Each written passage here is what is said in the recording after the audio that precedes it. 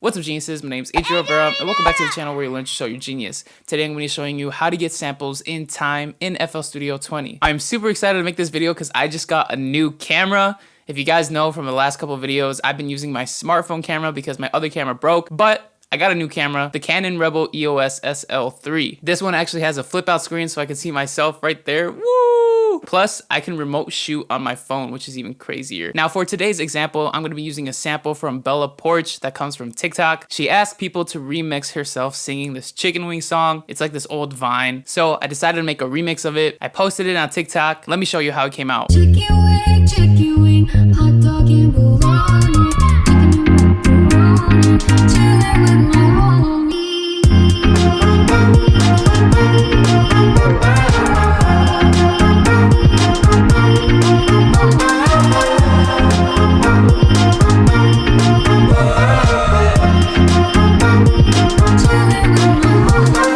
Now that video absolutely flopped, but that's all right. I'm still gonna make a tutorial. I'm probably still gonna use that beat too and make my own song out of that, excluding her sample. But anyway, her sample was not timed well. I also had to pitch correct it a little bit in order to get it to sync to the tempo of the song. So without a further ado, let me show you how to time your samples in sync with your beat in FL Studio. So as you can see, here's the project file. But in order to explain better, I'm gonna make a new project file. So we're gonna go new, basic with limiter, save changes, yes. So here's the original sample we're working with. Chicken wing, hot dog and bologna, chicken and macaroni, chillin' with my homies. It sounds like it's on time just to the ears, but she's not singing to a metronome, so more than likely there's some flaws in her timing. It's nothing against her. It's just that's how humans are. We aren't perfect unless you're a drummer. Drummers are crazy. Anyway, what we're gonna do is we're gonna drag that into FL Studio. And as you can see, we have some silence at the beginning and at the end. So we're gonna wanna cut out the silence to make sure that we only have the sample. So we're gonna make sure our snap is set to main. This way, we're not snapping to the beat, we're snapping to literally milliseconds of the sample. So we're basically gonna trim this off, make sure it only starts at the beginning of the sample. We're gonna click play. Chicken wing. All right, good. We're gonna do the same thing to the end. We're gonna bring it back down over here, and we're just gonna make sure if we cut it off right. We don't wanna cut off the sample itself, we just wanna cut off the silence. Homies, chicken.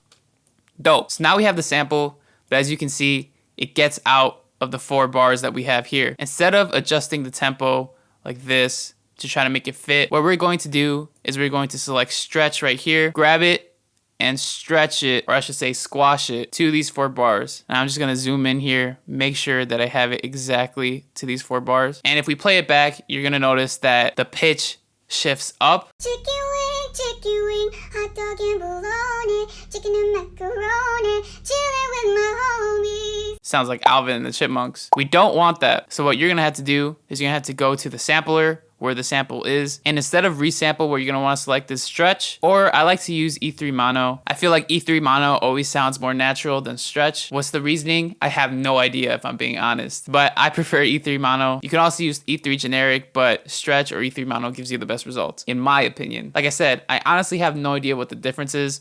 I just know that E3 mono or stretch is not going to change the pitch of your sample. So if you listen back. Chicken wing, hot dog and bologna, chicken and macaroni, chillin' with my homies. Dope. However, if we put on the metronome, you're going to hear that it's not perfectly in time. Chicken wing, hot dog and bologna, chicken and macaroni, chillin' with my homies. Most of the time, she's not on tempo. And like I said, she didn't sing to a metronome. This is human error. It happens a lot. So what you're gonna wanna do is manually go in and change basically individual parts of the sample to make it on beat. This is a tedious process. It might take a little bit of time. However, this way that I'm doing it, I feel is the best way because then you are deciding where it is synced well. So if you heard, it actually got on beat more towards bar 3. Chicken and macaroni. So we're gonna be using this as like the reference point, I guess you can say. So first what I'm gonna do is I'm gonna go to 1/4 beat just so that I can make cuts on the beat instead of on the main now. And I'm just going to cut out this 3rd bar since she sounds the most on beat. And I just want to solo this part because since I know that this is more on beat, this is going to be the easiest to start off with. And all I'm going to do is I'm going to bring it back to main and shift it a little bit more on beat. Chicken and macaroni. Perfect. And this is basically all you're going to want to do with every single part of the sample. So we started off with bar 3. Let's move on to bar 2. Hot dog and bologna. So right when she says hot dog, that should be where the beat is. So what we're going to do is bring it back to main and then time it towards there. Hot dog and bologna. There you go. Now let's move on to bar 1. Chicken wing, chicken wing. All right. So when she says wing, that's where the second beat should go. And by the way, I'm doing this all through intuition. Listen to your sample, figure out where the beats are in that sample through your head, and then try to match it with FL Studio. But where she says wing, there should be a beat, because if we tap chicken wing, hot dog and bologna, you can hear the beats. And these are just things that I hear in my head. Like I said, it's intuition. So where she says chicken wing, that should be the second beat. We're going to have to time that. Chicken wing. So in order to do that, what we want to do is we want to go to the little sound icon right here and click make unique. The reason why is because we're going to have to stretch this out to make sure that it gets on beat. And what we don't want to do is click stretch and just stretch it without making it unique. Because if we do that, watch what happens to the other samples. They stretch as well. So that's why we got to make it unique so that if we stretch it out, it doesn't affect any of the other samples. So now we're just going to have to listen to the metronome and make sure that we put it on beat. Chicken wing. Chicken wing. Chicken wing.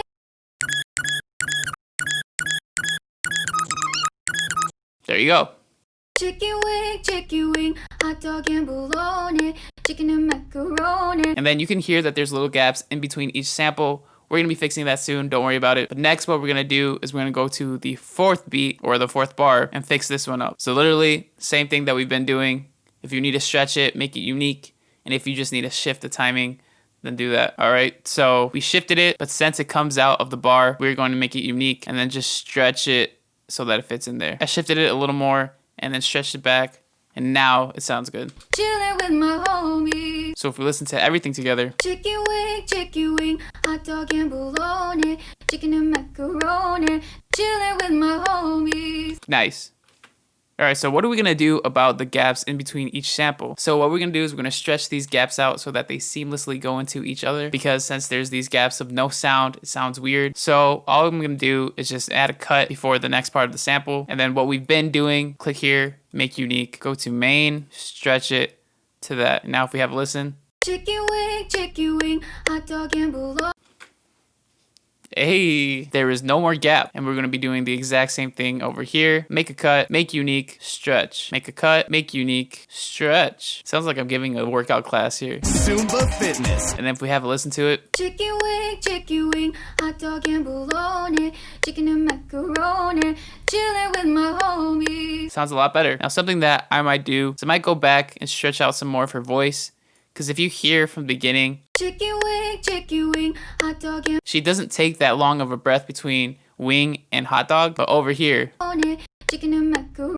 between bologna and chicken and macaroni, there's too much of a gap in air. So I think I'm going to stretch that out a little bit, do some small tweaking. And like I said, this is all just what I hear. To some of you, you might like it like that. It's all up to you. And this is why I say it's a tedious, time-consuming process, because if you really want it to sound the way you want it to sound, you can do it. You just have to really go in and adjust all the things that you want to adjust. So here's how it sounds like all together. Chicken wing, hot dog and bologna, chicken and macaroni.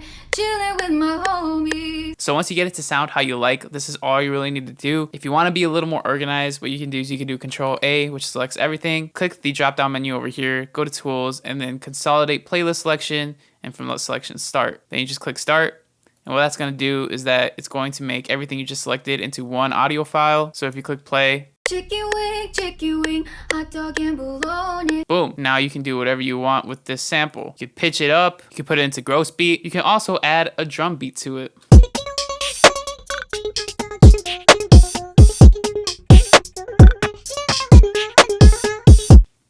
And also, since we sync this sample to the tempo, if we go into the sampler and select stretch and then switch the tempo to however we want, you do something like 80 and then click yes, it's gonna re-stretch. So you can literally set it to whatever tempo you want without having to worry about redoing the whole process again. If you give it a listen.